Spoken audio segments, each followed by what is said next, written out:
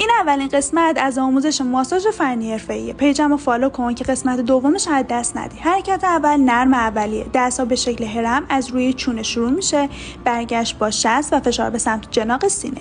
حرکت تی با 2 انگشت از کنار بینی به سمت پیشانی ادامه میدیم تا روی گیجگاه. با انگشت میانی از کنار لب‌ها به سمت دکمه گوش، با دست‌های هلال از کنار بینی زیر استخوان گونه به سمت بالا، دست‌ها زیر فک قرار بگیره، تیغه بینی به سمت پایین و برای دور چشم همین حرکت و در نهایت از سمت راست به چپ و برگشت مجدد کل خطوط پیشونی کامل باز بشه. حرکت دوم فشاری ها و پرتابی ها. یه مثلث در نظر بگیرین که اولین ضلعش کنار بینی، یه ضلع روی زایگومات ماژور و یکی زایگومات مینور، کنار لب‌ها، کنار چونه و در نهایت روی عضلات جونده و 4 نقطه زیر چشم.